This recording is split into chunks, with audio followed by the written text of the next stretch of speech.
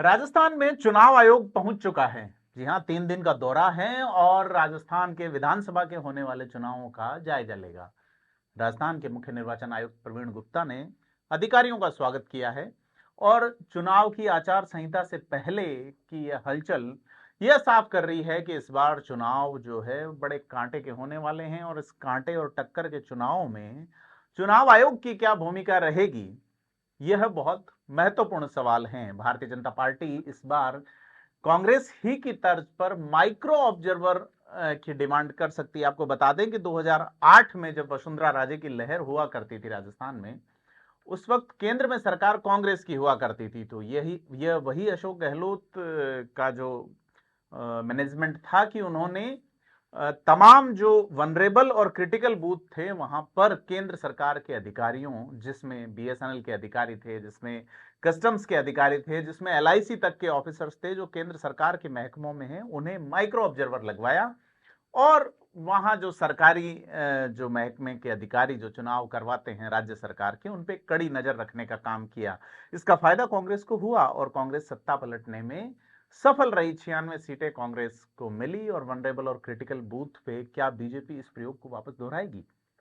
कांग्रेस ही का प्रयोग था, कांग्रेस के लिए सफल रहा। तो क्या भारतीय जनता पार्टी के नेता इस बार चुनाव आयोग से यह अपील करेंगे कि सरकार के प्रभाव में आकर मौजूदा कर्मचारी, क्योंकि अशोक गहलोत लगातार घोषणा करते रहे हैं जो पेंशन वाला इशू है इसको लेके, पेंशन वाले इशू को लेके कर्नाटका और हिमाचल में कांग्रेस जीतने में भी सफल रही है। ऐसे में भारतीय जनता पार्टी इस बार क्या क्रिटिकल बूथ पे, जहां पर ऐसा माना जाता है कि चुनाव विभाग की ओर से अपॉइंट किए गए कर्मचारी, राजस्थान सरकार के कर्मचारी, क्या सरकार के पक्ष में वोटिंग करवाने का एक हथकंडा या इस तरह का माहौल रच सकते हैं? क्योंकि मुख्यमंत्री की ओर से पहले जो जो भी रैलियां हुई है, जो भी अलग अलग विभागों के अधिकारी जातिवार बुलाए गए हैं, ऐसे में कई सारे सवाल अंदरूनी तौर पर बीजेपी को साल रहे हैं।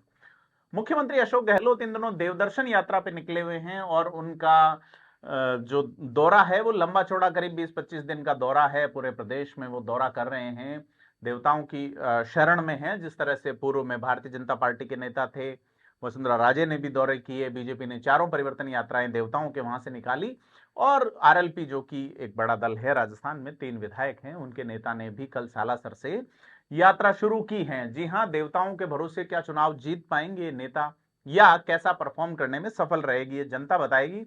लेकिन मुख्यमंत्री अशोक गहलोत ने साफ कहा है कि इस चुनाव में मुकाबला जनता बनाम बीजेपी होगा। जनता यानी कि वो ये कह रहे हैं कि इस बार मोदी सरकार को लेकर लगातार हमलावर और घेर रहे हैं। उन्होंने ये कहा है कि मोदी देश को विश्वगुरु बनाने चले हैं, इससे पहले भूखमरी से निपटना चाहिए। जी हाँ, मुख्यमंत्री अशोक गहलोत ने बात अच्छी कही है। देश हंगर इंडेक्स में पिछड़ता जा रहा है लगातार, तो इस पे काम होना चाहिए। कांग्रेस भले ही फूड सिक्योरिटी का एक्ट लाई है, लेकिन यह जमीन पे कहीं भी फलीभूत नजर नहीं होता आ रहा। हम जयपुर ही में देखते हैं तो हर चौराहे पर हमें इस मेट्रो सिटी में भिखारी भी मिल जाते हैं। ऐसे में जो ग्रामीण इलाकों में या सिटी से इतर जो लोग भुखमरी का शिकार हैं, उनके लिए दोनों ही सरकारों को मिलकर काम करना चाहिए। और आज तक कोई ऐसे प्रभावी उपाय नजर नहीं आए कि किसी हाईवे से 20 किलोमीटर नीचे उतर के अगर अपन जाएं तो लगता है कि हिंदुस्तान वहीं खड़ा है जहां एक महात्मा गांधी नाम का बूढ़ा फकीर उसको छोड़ के गया था। ऐसे में अशोक गहलोत का यह बयान स्वागत योग्य है। भुखमरी से निपटने की कोशिश राज्य सरकार को भी करनी चाहिए और केंद्र को भी। लेकिन अगर अपन देखें कि देवदर्शन यात्रा में एक कॉलम बड़ा चौंकाने वाला है। उन्होंने जब मेवाड़ की जो यात्रा का कार्यक्रम डिसाइड किया है, उसमें लक्ष्यराज सिंह मेवाड़ का नाम लिखा है आमंत्रित सदस्य के तौर पे। क्या लक्ष्यराज सिंह मेवाड़ कांग्रेस की इस चुनाव अभियान की देवदर्शन यात्रा में शरीक होंगे? यह एक बड़ा सवाल होगा। खैर, यह प्लान किसने बनाया है, प्रोग्राम कैसे एग्जीक्यूट होगा, यह देखने वाली बात होगी। लेकिन बीजेपी के लिए आसान चीजें ये हो रही है कि INDIA गठबंधन के जो लोग हैं, गठबंधन के जो दूसरे पार्टीज हैं, चाहे वो साउथ की हैं या अदर स्टेट्स की, जिसमें राष्ट्रीय अध्यक्ष खड़गे के पुत्र का बयान देख लो या तमिलनाडु के सीएम जो है उनके बेटे का बयान देख लो, स्टालिन के बेटे का, जिसमें वो सनातन के खिलाफ, और बीजेपी ने अब धार यही ली है कि वो इस देवदर्शन यात्रा को किस तरह से चैलेंज या काउंटर करेगा। उसमें जो राष्ट्रीय स्तर के बड़े नेता हैं, जो INDIA यानी कि गठबंधन के नेता हैं, अगर वो सनातन या हिंदुत्व के खिलाफ बोलते हैं तो बीजेपी उसे एक हथियार के रूप में भी सामने लेगी। आपको बता दें कि राजस्थान में बीजेपी ने कल देवी सिंह भाटी की ज्वाइनिंग कराई है भारतीय जनता पार्टी में एक बार फिर से, और इस ज्वाइनिंग का एक मैसेज देने की कोशिश की है, खास करके बीकानेर संभाग में। बीकानेर में जो बीजेपी का कभी गढ़ हुआ करता था, अभी बीकानेर शहर में बीकानेर पूर्व जो सीट हैं वो बीजेपी के पास हैं, लुणकरणसर सीट बीजेपी के पास हैं, अन्य सीटों पर भारतीय जनता पार्टी कमजोर है। और कोलायत सीट के चलते कोलायत नोखा बीकानेर शहर का वो हिस्सा जहां से बीडी कल्ला जीतते हैं, और खजुवाला सीट पर सीधे तौर पे बीकानेर की 2 सीटें बीजेपी के पास हैं, लुणकरणसर बीकानेर पूर्व और नोखा, 3 सीटें, सॉरी 6 में से। और अभी ये जो 3 सीटों 4 सीटों का जो गणित बनता है, इन चारों गणित में देवी सिंह भाटी काफी प्रभावी नजर आते हैं। ऐसे में बीजेपी के लिए ये एक शुभ संकेत कहा जा सकता है, लेकिन भाटी इसमें टिकेंगे कितने दिन यह देखने वाली बात होगी। अभी अगर अपन राजस्थान की स्थिति पे बात करें तो वसुंधरा राजे को लेके लगातार ये डिमांड आ रही है कि वसुंधरा राजे को क्या मुख्यधारा में लाया जा सकता है, क्योंकि दौसा में जब वसुंधरा राजे की यात्रा पहुंची तो हमारा सीएम कैसा हो, वसुंधरा राजे जैसा हो, नारे लगे हैं। लेकिन अभी भी पिछले चुनाव, मोदी तुझसे बैर नहीं, वसुंधरा तेरी खैर रही, नारे की जो गूंज थी उसकी अनुगूंज कहीं अभी फिजाओं में है। तो एक बड़ा तबका इसका विरोध भी कर रहा है कि वसुंधरा राजे को मौका नहीं दिया जाए। प्रधानमंत्री नरेंद्र मोदी की रैली हो या अमित शाह का एक पार्टी कार्यक्रम, उसमें वसुंधरा राजे को कोई विशेष तरजीह नजर नहीं आई है निश्चित तौर पे। ऐसे में ये वसुंधरा खेमे के लिए एक चिंता वाली बात है। लेकिन देवी सिंह भाटी जो कि वसुंधरा राजे के लिए कोशिश कर रहे थे कि वसुंधरा राजे को आना चाहिए, तो ऐसे में ये एक अच्छा संकेत माना जा रहा है। क्या यह वसुंधरा राजे की सहमति से हुआ है या देवी सिंह भाटी किसी और मैनेजमेंट से बीजेपी में आए हैं, यह देखने वाली बात होगी।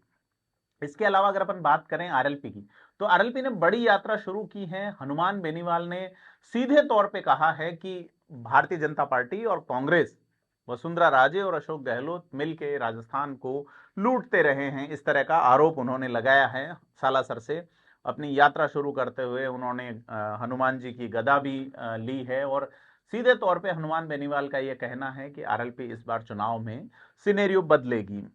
अभी इस सिनेरियो को लेके जो भारतीय जनता पार्टी में हाल ही में आई पूर्व सांसद ज्योति मिर्धा, जो कि कांग्रेस की बड़ी नेता हैं, उन्होंने बड़ा आरोप लगाया है। और ज्योति मिर्धा ने यह कहा है कि हनुमान बेनीवाल का पूरा मैनेजमेंट कांग्रेस के यानी कि अशोक गहलोत के माध्यम से चल रहा है। चाहे वो हनुमान बेनीवाल के प्रभाव वाले इलाकों में डीएमएफटी का बजट दिया जाना हो, या पुलिस विभाग में जो पोस्टिंग्स है वो हनुमान बेनीवाल के कहे अनुसार होनी हो।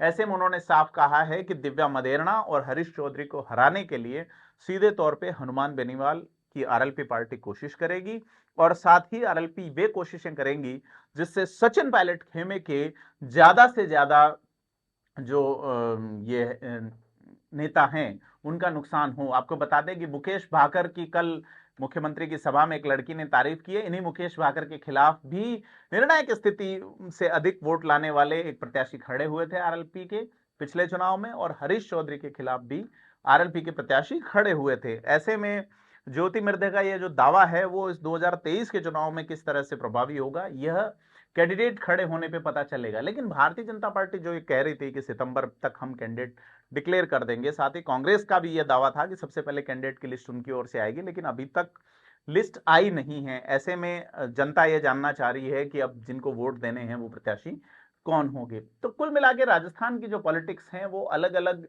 अंदाज और अलग अलग रंग से भर रही हैं। ऐसे में सीधे तौर पे कुछ जो है एक कंक्लूजन निकालने की स्थिति फिलहाल नहीं बनती। लेकिन क्या राजस्थान में भारतीय जनता पार्टी जो है वो इसी सितंबर महीने में, जिसका एक दिन शेष है, वहां टिकट इसी सितंबर महीने में जारी करेगी या कांग्रेस जारी करेगी, यह देखने वाली बात होगी। क्योंकि चुनाव आयोग दौरा करके चुनाव आयोग जल्दी ही राजस्थान में आचार संहिता की घोषणा करेगा, और देखना यह है कि इन घोषणा के बाद अगर प्रत्याशी डिक्लेयर होते हैं तो वो लिस्ट कब आती हैं। तमाम तरह के राजनीतिक विश्लेषण पे नजर रखने के लिए सब्सक्राइब करें थिंक 360 को।